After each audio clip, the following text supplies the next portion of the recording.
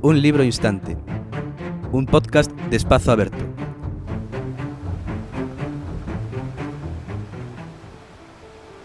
Nas pequenas vilas mariñeiras nunca falta un solitario, andador e farrapento.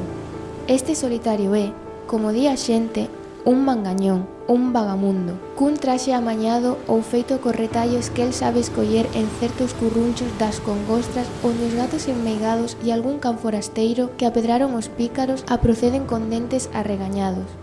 Ali fai o vagamundo a súa escolma, e por veces, que sorte, hai unha prenda enteira. Rafael Dieste foi un autor con moita variabilidade literaria, dende teatro ata relatos, en galego e castelán. A súa obra, Dos arquivos do trasno, renovou contos e lendas populares con temática variada sobre as experiencias da xente galega, achegándose á modernidade. Dos arquivos do trasno é unha colección de contos. Foi no ano 1923 cando Rafael Dieste publica nunha revista o primeiro conto, O vello que quería ver o tren. No ano 1926 publíquese a primeira edición cun subtítulo, Contos de monte e do mar. Esta edición incluía os outros primeiros contos, En cal a morte de Bieito, De como se condenou o Ramírez, A lenda da Bella Luzca, A luz en silencio, Historia dun xoguete, O vello moreno, O vagamundo e O vello que quería ver o tren.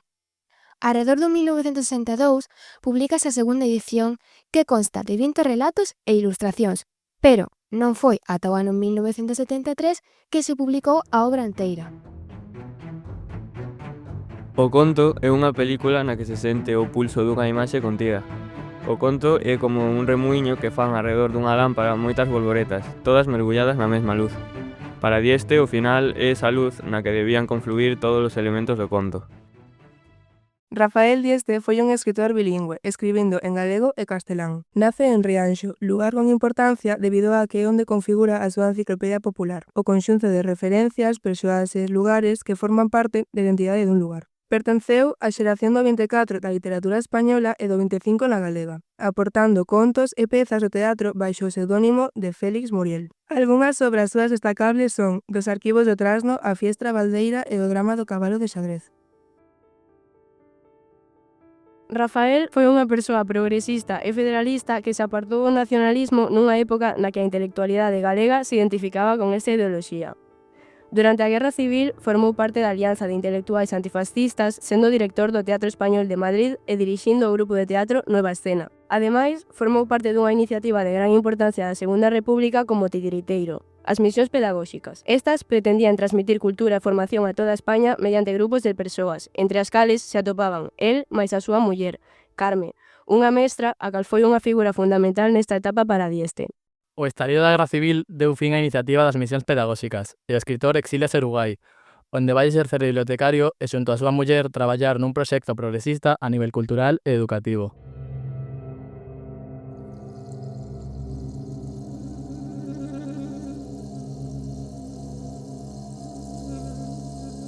Alá polo 1830, unha beata que despois morreu de medo viu sair do camposanto florido e recendente da súa aldea a un vello moi vello en Coiro. Aquel vello era un acabado de nacer. Antes de sair do ventre da terra nai, escollera el mesmo ese xeito de nacencia. Canto mellor ir de vello para mozo que de mozo para vello, pensou sendo espírito puro. A Noso Señor chocoulle a idea. Por que non face a proba? O conto narra a historia dun neno que decide deixar de medrar. Non se trata dun suicidio físico, senón dun suicidio simbólico. O neno rexeita crecer e madurar, e polo tanto rexeita integrarse no mundo adulto, que lle parece frívolo, absurdo e carente de sentido. Podemos atopar certo parecido con este conto na obra Benjamin Button, de Ferdinand Scott Fitzgerald. Benjamin Button é un rapaz que nace co aspecto e as características físicas dun home ancián e vai rexovenecendo co paso do tempo, ata que morre como un bebé. A súa vida está marcada pola inversión do ciclo vital. Vive en sentido contrario ao resto da humanidade. Ningún dos dous se adapta ás etapas de vida que a sociedade espera deles, e isto provócalles unha profunda incomunicación co resto do mundo. Para Dieste, a infancia é unha etapa de verdade. Neste caso, o neno aférrase a ela, aínda que isto vai a levar á súa desaparición social. Para Fitzgerald, en cambio, Benjamin recupera a infancia ao final da súa vida, pero xa non é unha infancia regular como por así dicilo. Xa non adquire este estado de inocencia, senón que involuciona cara á dependencia. Para ela, a infancia non está idealizada, senón que é un destino inevitable e irónico. Aínda que Rafael Dieste forma parte da xeración Nós, está ligado ás vanguardas europeas, este non perteneceu ao grupo Nós. Sobre todo, caracterízase por recibir influencias de grandes autores internacionais, entre eles Edgar Allan Poe. Por unha banda, obsérvase na creación de atmosferas tenebrosas donde Rafael Dieste, igual que Edgar, dedícase á construción empregando descripcións precisas, silencios e detalles para crear un ambiente misterioso, que condiciona a interpretación do relato. Por outra banda, a influencia de Poe nótase tamén no uso de narradores pouco fiables. Dieste presenta voces que dubidan, que non lembran ben ou que interpretan os feitos desde unha perspectiva limitada, xerando incerteza similar ao dos contos de Poe.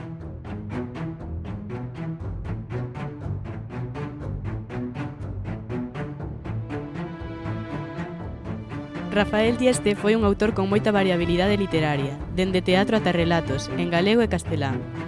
A súa obra, Dos arquivos do Trasno, renovou contos e lendas populares con temática variada sobre as experiencias da xente galega, achegándose á modernidade. Un libro instante. Un podcast de Espazo Aberto. Espazo Aberto. O fío que nos une a través da palabra. Para máis programas de Espazo Aberto, visita as nosas redes.